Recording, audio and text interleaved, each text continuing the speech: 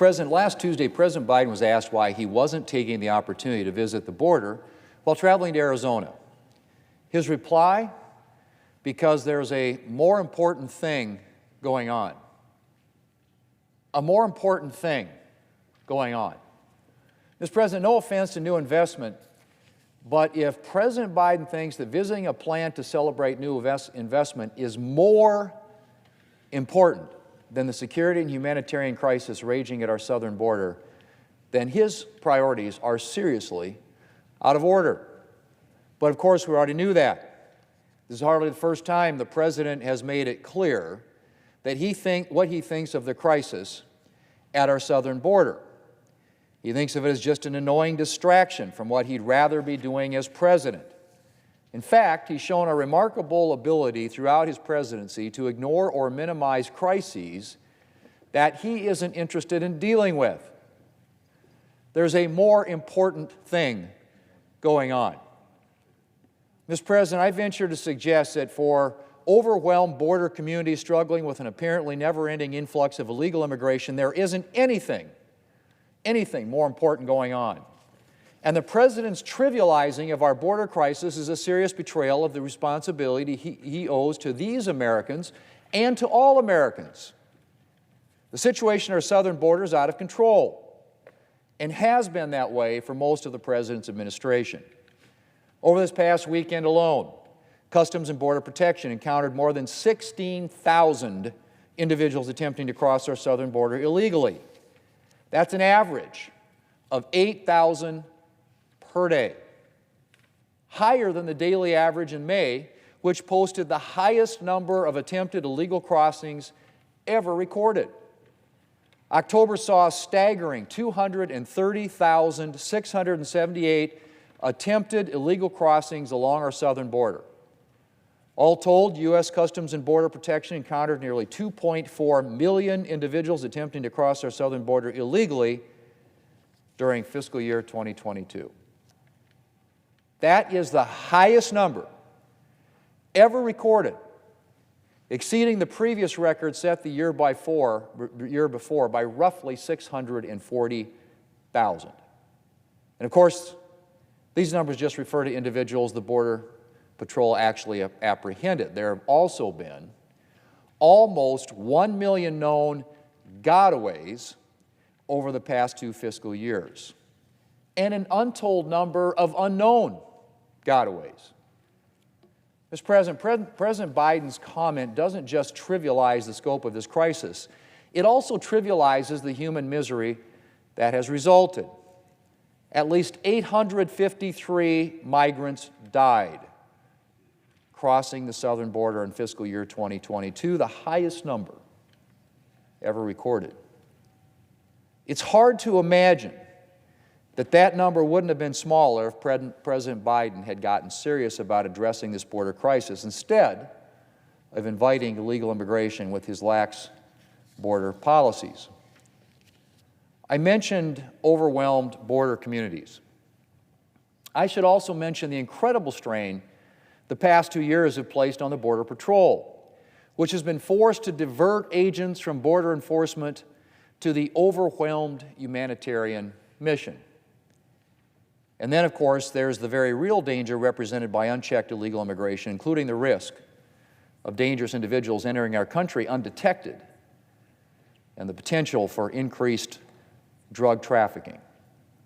Illegal drugs are flowing across our southern border and contributing to violent crime, not just in border communities, but in communities around the nation. And that's not to even mention our nation's fentanyl crisis, which is being fed by drugs trafficked across, where else? Our southern border.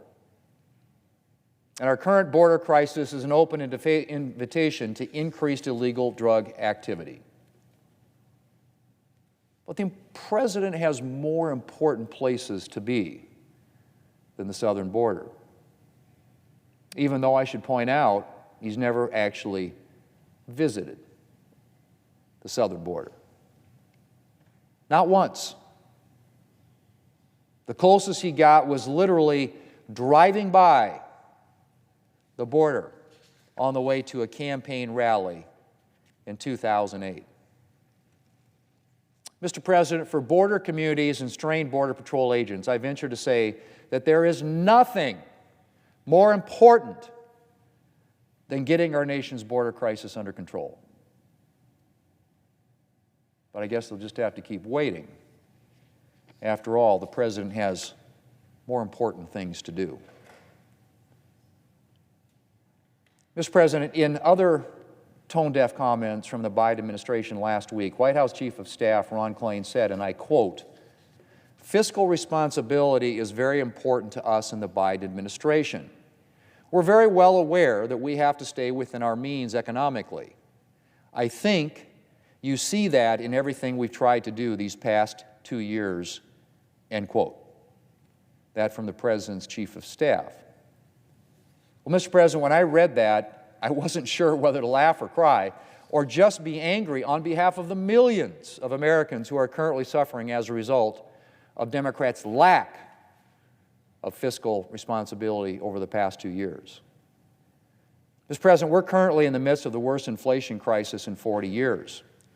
My daughters, who are married with their own children now, weren't even alive the last time inflation was this bad. November inflation numbers came out this morning, and they just confirmed what we already know, that we are still very much in the midst of this crisis. Currently, inflation is up 13.8% since January of 2021 when President Biden took office. And even if our inflation crisis ended tomorrow, the inflation we've already experienced will cost the average household more than $9,000 over the next 12 months. $9,000. Now, for a lot of families, that's the difference between prosperity and just getting by. For many others, it's the difference between just getting by and not being able to get by at all. And how do we get here, Mr. President?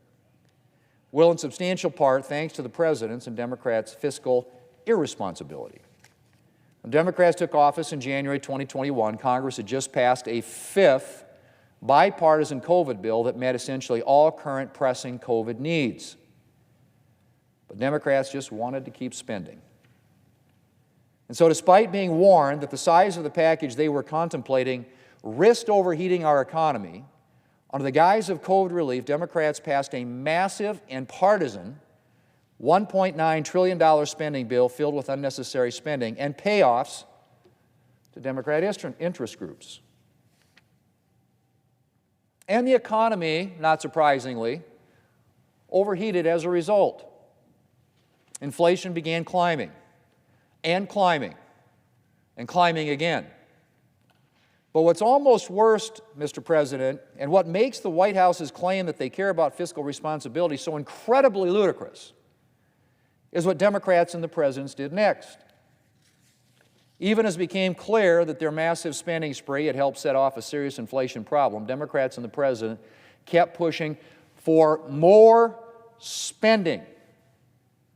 In fact, their goal, which they were fortunately prevented from achieving, was passing another massive spending spree in the neighborhood of $5 trillion. And even after that plan was foiled, Democrats and the President kept right on pursuing more fiscally irresponsible legislation.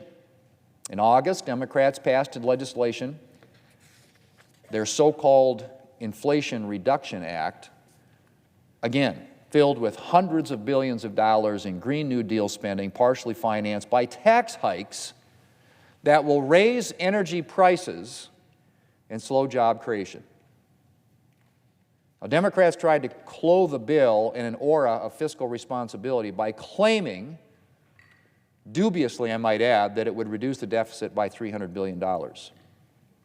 You want to know how long that purported deficit reduction lasted once the bill was signed into law? 8 days. 8 days. That's how long it took for President Biden to completely wipe out any deficit reduction in the bill by implementing his massive student loan giveaway. A giveaway that not only wipes out any possible deficit reduction, but will also, according to the Committee for a Responsible Federal Budget, and I quote, meaningfully boost inflation, end quote. And yet we're supposed to believe that the Biden administration values fiscal responsibility. Well, Mr. President, when it comes to fiscal responsibility, the Biden administration has demonstrated that it could not care less. The Biden administration is interested in implementing the big government priorities of the far left, no matter how much they cost. And, unfortunately, the American people are the ones paying the price. Mr. President, I yield the floor.